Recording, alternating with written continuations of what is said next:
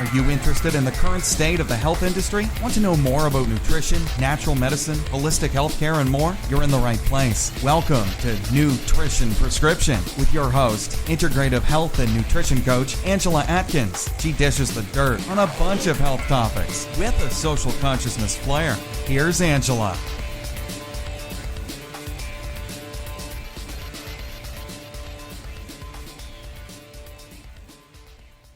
Welcome to Nutrition Prescription Podcast. This is Angela Atkins of Your Health Unbound. My special guest today is Matt Roeske of Cultivate, Elevate, and I've had the pleasure of interviewing Matt previously, and I'll also include the link to that interview with this podcast description. Matt is one of the preeminent resources on the lost art of electroculture. And if you don't know what electroculture is, it basically involves utilizing energy from the surrounding environment and using materials like copper and quartz to amplify and enhance plant growth. Well, in this podcast, we're going to do it a little differently. We're going to delve into Matt, the man behind the phenomenal surge in electroculture. Who is he? What's his background? What inspired him to take on his passion to share electroculture and other lost techniques? I want to welcome you, Matt. I'm happy to be here. How are you? I'm doing great. Happy to have you here also. Could you just share a bit about your background and how you started in the area of electroculture? So everything kind of started back in about 2019, 2020. I had an Akashic reading done by a lady who was in Ireland. And she told me basically my whole life, basically the whole 35 years that I was in that time.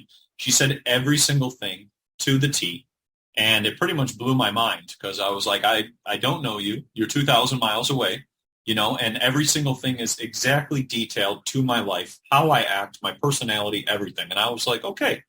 And so when the end of the reading came, she told me, you should look into crop circles. And I thought, well, okay, I don't know what that's going to lead me to. I used to look at them, but I don't know what that will lead me to or anything else. And as I started looking into them, she goes, you'll just be able to determine what they say. And I was like, okay, well, so be it. So she goes, go online to start looking at them, go to each season, look at them and just stare at them, and you'll kind of figure it out.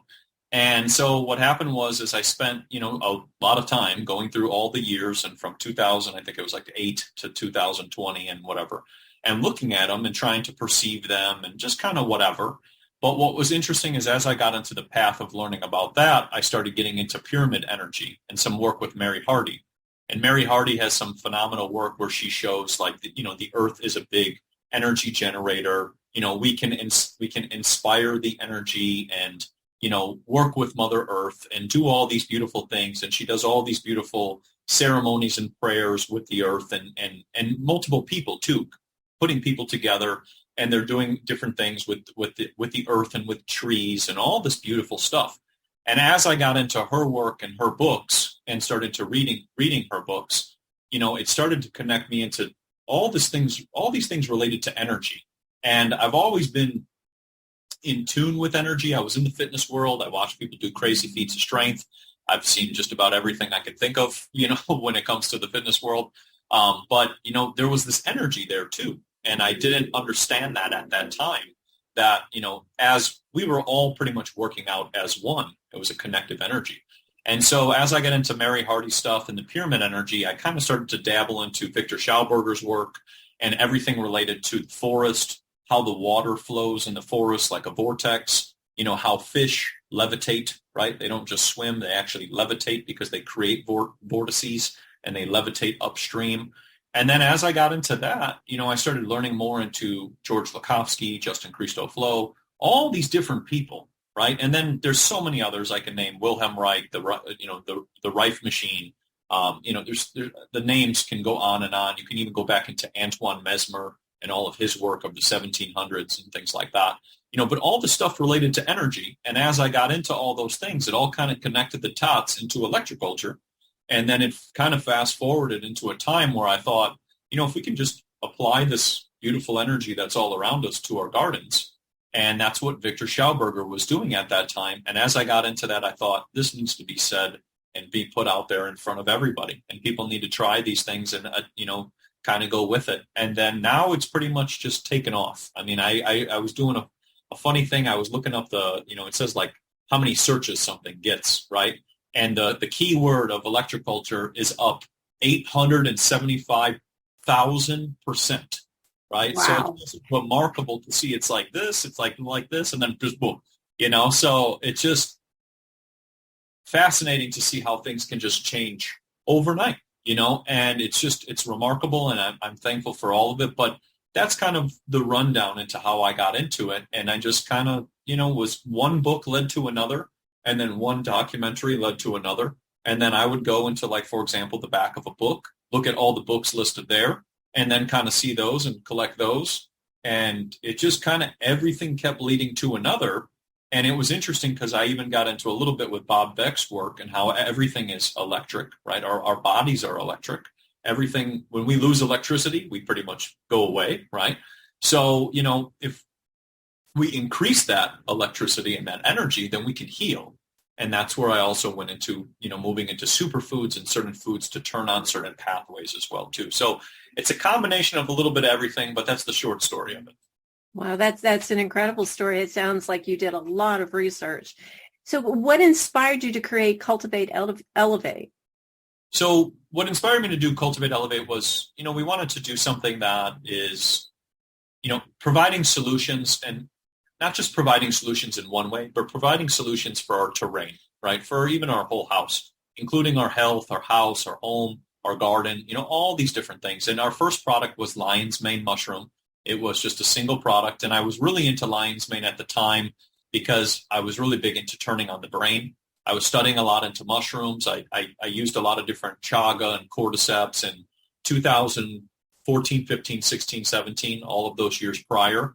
So I got a lot into learning about these superfoods, and they would turn on pathways which had been off for a long period of time. So when we first rolled out that product, it just kind of went crazy. And as it started growing, we started doing new products, and I started coming up with new things. And since I was in the fitness and health realm for a while, I kind of knew about products. I knew about ingredients. I knew about how to create things. I created products in the past as well, too.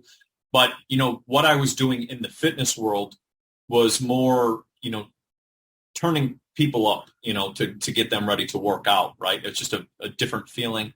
Now what I've started to do is I've noticed that it's just pathways are missing, right? Certain pathways are missing nutrients. So I try to address those pathways so that those areas could be fed so that they can begin to heal. And so my shift of how I used to do something, changed a lot too over the time. Because as I watched, it was called the documentary called GMOsRevealed.com. It was a 22-hour documentary that just blew my mind. But as I watched that documentary, I realized our food system has changed so much. And that's where I thought, we definitely need some solutions, and we need to feed the body. And so as we, created each product and released each thing, it was about feeding each area. And so it took some research to kind of figure out what needs what. But I'm really big on getting things from the food source rather than a synthetic source, because I've realized that a lot of the synthetic stuff you might absorb at first, or you might not absorb at all. And then with the food source, you're always absorbing 100% because it's coming from nature. So I did a big shift from, let's say, 2012, to 2020, because just learning different things and what the body needs in a different way. And so, it was that's kind of the summary of that transition over the time. It's interesting.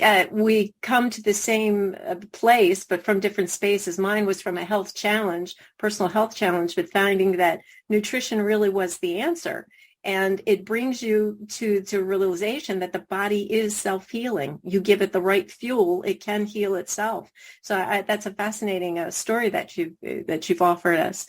So what are some of the challenges you found personally in going on this journey? With just getting information out there, I would say would be one of the biggest ones, right? Because a lot of the information in which I present, and it can be on all different types of topics related to healing, a lot of it gets censored, right? A lot of it gets blocked. A lot of this information is now being debunked, right? And they're trying to debunk. Like I talked about how the sun is healthy yesterday, and the fact checkers come out and they block it and tell me the sun is dangerous. And it's funny because if the sun was dangerous, we would be gone long ago, So I don't think it's too dangerous. And then it's just, that's, I think, one of the biggest issues. And then, you have these different things with the algorithm where they will, lower your views, right? So depending on a topic in which is talked about, your views may drastically decline. And I've seen where I talk about abundance, right? I'm always about talking about abundance because there is no fear here. There's always solutions. And with that, I talked about how oil was abundant. And actually they came in and diminished the views by 75% that day just for those 3 words, right? So, when you really look at it, it's like you guys are really going out of your way really just to try to not allow people to speak the truth or let alone talk about positivity and abundance. So, and that's another part. I feel we have a lot of the frequency of the fear, and the chaos and those things. And, the media system, Operation Mockingbird, the whole situation or whatever, they don't want to bring that frequency into it, right? Because they don't want people resonating that. So I feel like a lot of the challenges have been related to that and just putting the information out there, because even when we first had our account, we were deleted. Our whole page was wiped. I put up all the poisons we've been presented with in the last 75 years, and I clipped them into all the things. So I said, why should we trust anybody now? And that post actually went crazy. It was shared 5,000 times within 3 minutes. And I woke up the next day and our page was gone. And I thought, I'm just saying, I'm showing you what we already know, right? So it's not anything else.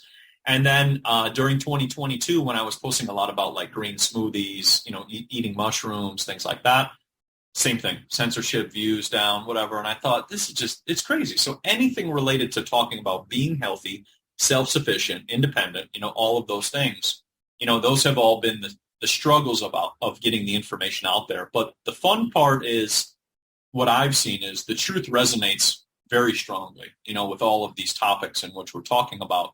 And as this information gets out there, or one person watches it, the people share it like crazy, and I think that's the part where, they don't know what to do, right? They don't know how to block things and whatever else. But what I've learned to do is be on every platform, everywhere, every single place, YouTube, Telegram, Instagram, anything I can think of, and be everywhere, because then at least that allows the information to be presented and for it not to be silenced, right? Because, if, for example, we have learned the sun is beneficial, and now we start saying the opposite, well, after a generation, people start believing that, and so we really have to kind of undo the programming we've taken in. And that's been a little bit of a challenge as well, because, we've been programmed on many different spectrums and many different frequencies and many different topics. And as we undo a little bit of that, and that's what I think 2020 really did, but as we undo a little bit of that, then things are just going to keep unraveling.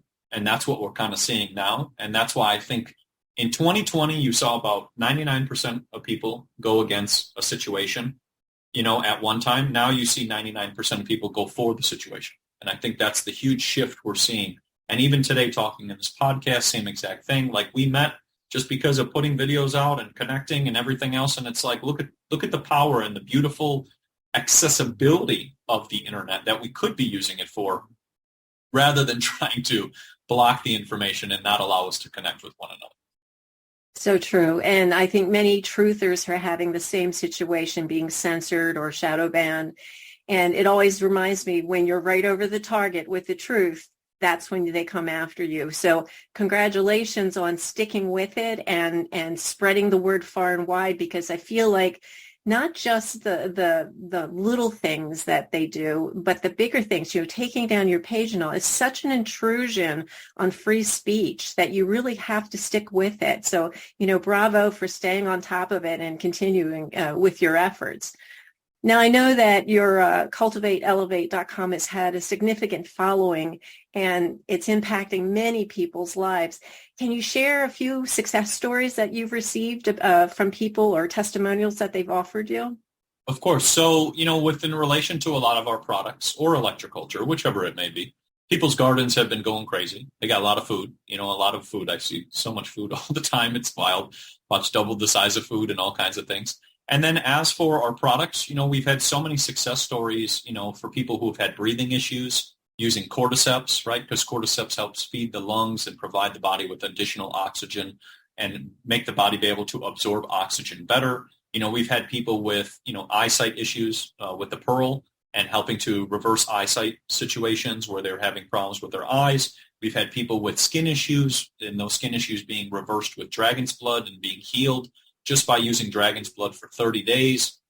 We've had people who've had, chronic fatigue, inflammation, and pain, trying Shilajit and then not having that chronic fatigue and, pain and inflammation. Because like I was saying with the products, is every single thing in which we're trying to do, we're trying to feed certain pathways. And once we start to address those pathways, things begin to heal. And, there are foods out there that are pretty much going to provide the body with the nutrients that we need. But we've had so many testimonials. I actually now started putting clips together in videos with the testimonials and putting their stuff in there as well too, so people can see. I just posted today, as of just as of today, but I just posted about a lady who was trying our pearl capsules, and she said she went to her hairdresser. Her hair is like thicker than ever and longer than ever, and the hairdresser complimented her. And then she went to get her nails done, and the nail person said the exact same thing. Your nails are the longest they've been.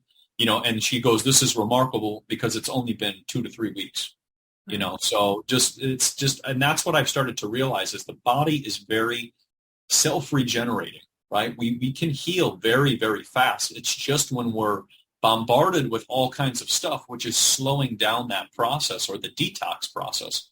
And as we start to remove those things, clean up our terrain and bring in these beautiful superfoods and start connecting with nature and things like that, the body heals like that, and my whole story with that is I used to get tonsillitis, all the time as a kid growing up, going to high school, all these things. And when I realized when I removed the toxins, which were poisoning me, such as pasteurized milk or fragrances or Axe body spray, right? When they used to sell all that and everything, when I removed all that, magically everything went away.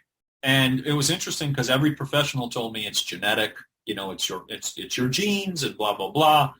And I thought, that doesn't make any sense. Maybe I'll just try to get rid of one of these things, got rid of it, and then all of a sudden I was fixed. So I thought, well, then that's not really genetic. It's just my terrain.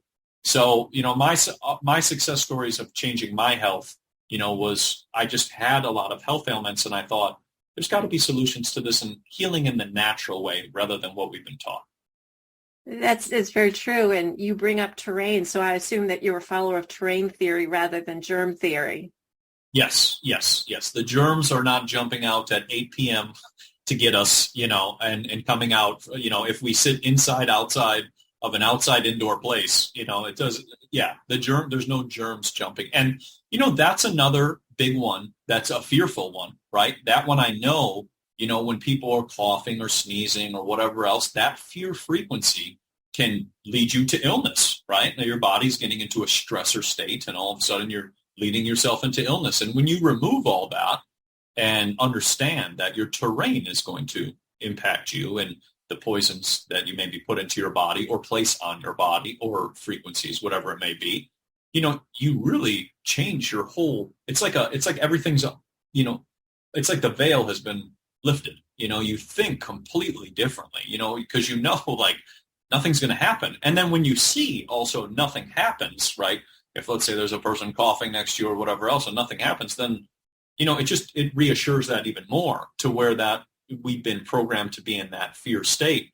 And the book, The Contagion Myth by Dr. Tom Cowan and all of Andrew Kaufman's work and all of that, all during 2020, just completely blew my mind with everything that they were doing. And I thought, oh my gosh, we've been just duped on so many levels again, and it was funny because when 2020 was first happening and I was traveling, everything seemed perfectly normal. And I even traveled and, never went along with any of the stuff and whatever else. But so I was like, nothing makes any sense, right? You're showing me videos that's about, whatever's going on, but nothing's happening like that. So that was kind of a couple red flags. And then obviously there's a lot more into that. But, it just one day, I remember Whole Foods was like, you got to do, X, Y, and Z. And I thought today, not yesterday or the day before, but just today. And they're like, well, you can't really grocery shop here. And I thought, well, what do you mean? I can't, I was just here yesterday. I just bought grapes, or whatever, or cucumbers, whatever it is. So just, a lot of silly things. But yes, the germ theory was definitely a takeover with the Rockefellers and that whole Flexner Report situation in 1913. Yeah, absolutely. And I love the way you explained it with the fear mongering that went into it.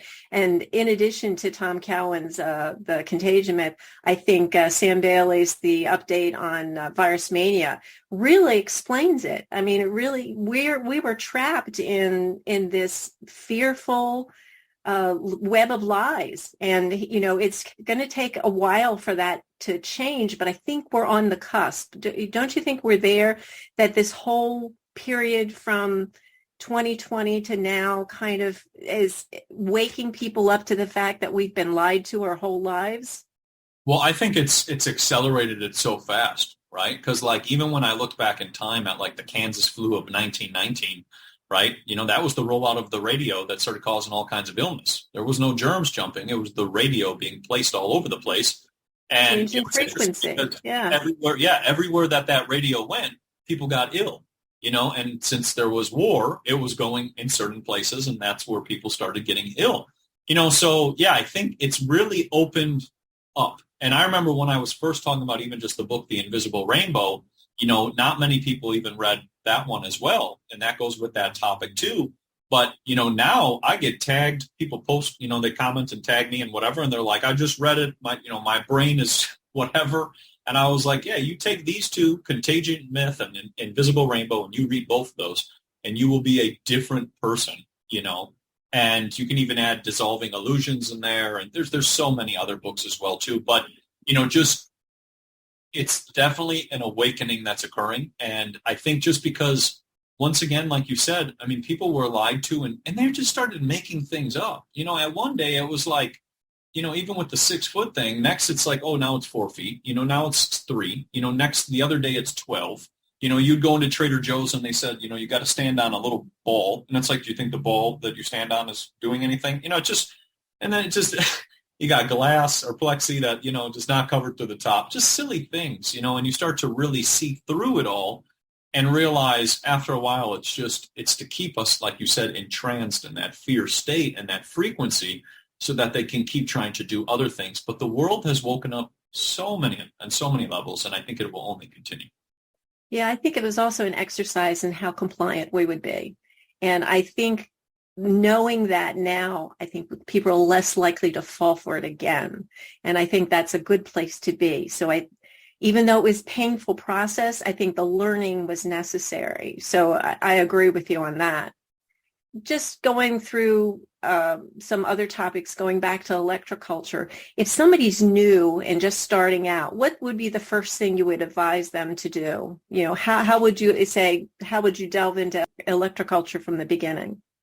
So the first thing I would do is just look into some simple things like atmospheric energy or atmospheric electricity, right? You can look into Nikola Tesla's work and just kind of look into that, just so you can kind of get a general idea of what you're learning about, and that there is energy all around us. And then the other simple thing to do is they can just get a piece of wood, wrap it with copper, make a coil, and place it up into the sky, and then put it into the earth, put it into their garden, and just kind of see what happens, and then just kind of go from there. And it's really just getting into it and really understanding it. But we have a great page, cultivateelevate.com/electroculture. And it goes into more depth about what is electroculture, how to do it, frequently asked questions. But, it's just something to experiment with, and I think that's what we really need to open our minds to as well is experiment things and see what we feel is correct and what is not, right? Because we are always told, like you said, a lot of things, but we also need to get our hands, dirty and do those things and then get into it as well. So electroculture, when you get into it, just try it out and see how it goes for you, and you can do it indoors, you can do it outdoors, you can do it in your basement, you can do it on a balcony, you can do it anywhere and just kind of see what happens with the situation. And honestly, that's how I got started. I started following you probably more than a year ago. And I thought, I don't have an outdoor garden. I had hydroponics. I've been doing a Kratky system in my basement. So I thought, well, let me try it here. And I did. I wrapped chopsticks, basically broke the 2 chopsticks and have wrapped copper around, stuck them in the plants. And I mentioned to you before, I tried the experiment, short ones and long ones, and I put short ones in the lettuce and they grew wide, and I put the tall sticks in another set of lettuce, and they grew up. And I'm like, that's just amazing. So I'm experimenting all over the place with, having it. And I even went this year, we dug up our garden. We now have electroculture outside where we have the posts connected underground with copper and antennas on top of the posts. And I'm like, this is just phenomenal, because every day I see more birds, I see more bees. It's incredible. And it's just like all the pollinators have come back. And now the little bunny rabbits are coming back too, that there's a garden. And I'm like, this is great. Just having nature kind of reappear in your own yard is such a positive, and I think it's very healthy. For me, it's psychologically healthy to go out there and be in the soil and see all these creatures. And I think it just reconnects you with nature.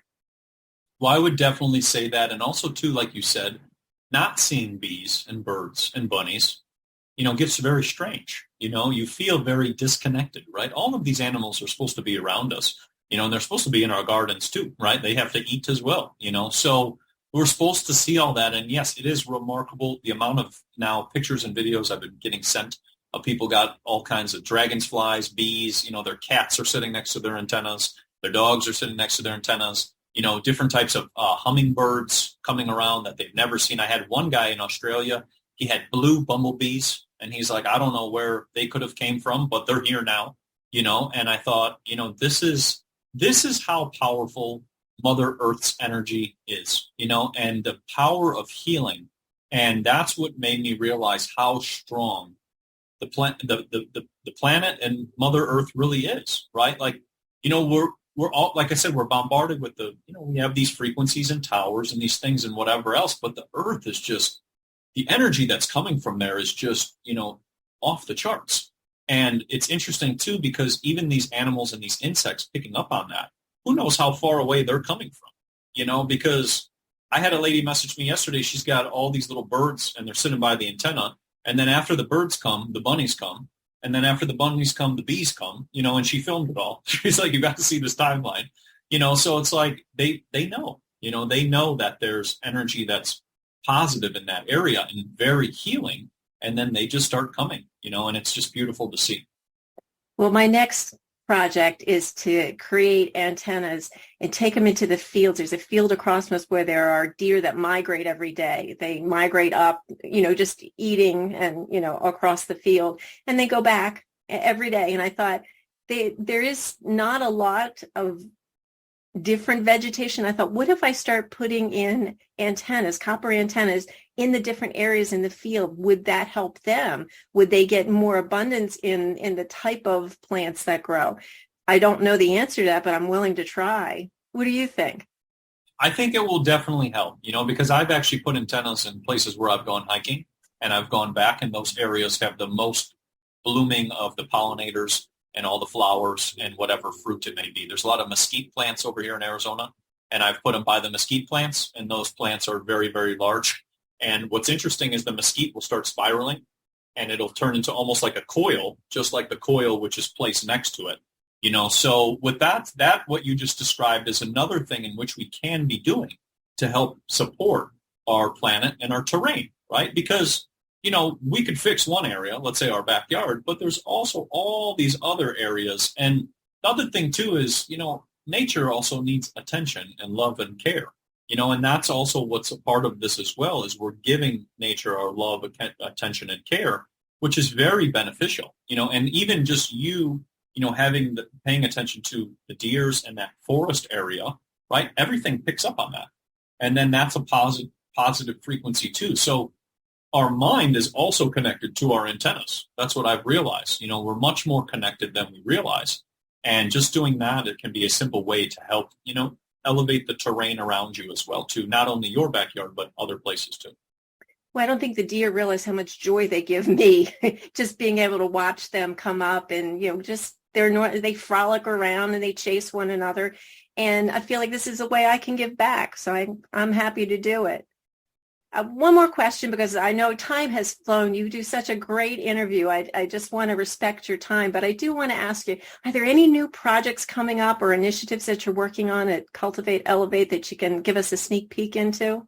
So we just released our newest pearl powder, which is a 200-gram bag. That's our jumbo one, which we have had so many people have been using it for their puppies, for their cats, for their horses, for their kids, for everybody.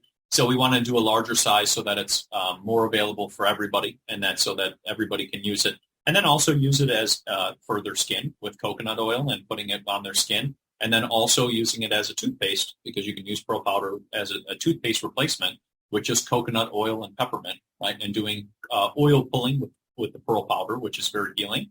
So, that's one thing. The other thing I'm working on a book. It's just taken a very long time because I'm trying to put all the before and after photos and all of these things in there, and then also people's testimonials and all the information and all the new things that I've been learning related to like color spectrum and color therapy and things like that I want to put into that book, and some other different stuff. And then as for, things of the future is just, going to be working on a lot of different plans coming soon of different ways in which we can create different designs for our gardens and different forms of coils, different types of materials. I really want to get into doing some stuff, building it with clay and then using copper. So just a lot of different stuff to help, elevate our garden.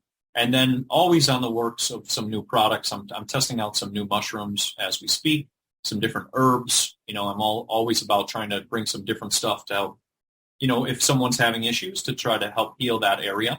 But those are the main things that I'm focused on now. And it's just pretty much just, it's a lot of reading, right? Like even the book in front of me that's sitting underneath my computer, is about the Chicago World Fair 1893, going back in time and trying to figure out how we can replicate all the stuff that we used back then, which was all giving free energy, and bring it back to today, and how we can also use it for our gardens and for our homes to provide solutions on the energy standpoint as well, and there's so much. And I also think of, maybe in the future doing some stuff with stained glass to try to give some different color spectrums with our plants and our gardens as well too, because there's so much it's very fascinating when you get into all these different colors of stained glass and crystal and everything else, and how beneficial it can be for ourselves sitting in front of it, or even our plants and our gardening. So a lot of things to just do something different. I guess that's the best way to describe it. Not just the traditional ways in which we've been doing all the things we've been doing for a while. It sounds like you're a busy person, but I want you to know you're always welcome back here. When you write your book, you're welcome to come and speak about it here on this platform, always open to you. I want to thank you so much for your time. It's been a great interview. I'll still be following every one of your posts because I get some nugget of information out of each one of them. So thank you for that. Keep up the good work. And I want to thank everybody for listening, and I hope you'll join us again on the next Nutrition Prescription podcast. And until next time, be well. When I was extremely sick with multiple autoimmune diseases years ago, I experienced real healing once I cleared my home, food, and personal products of toxic substances. What conventional medicine could not heal through pharmaceuticals, the natural medicinal properties of essential oils became my healing path. Once I found doTERRA essential oils and products, it was simple for me to replace all the toxic substances in my home, my medicine cabinet, and in my life in general. This was the beginning of my journey to wellness. I invite you to share in this journey with me. Go to mydoterra.com/yourhealthunbound to start your own journey to natural wellness, or click on the link in the description.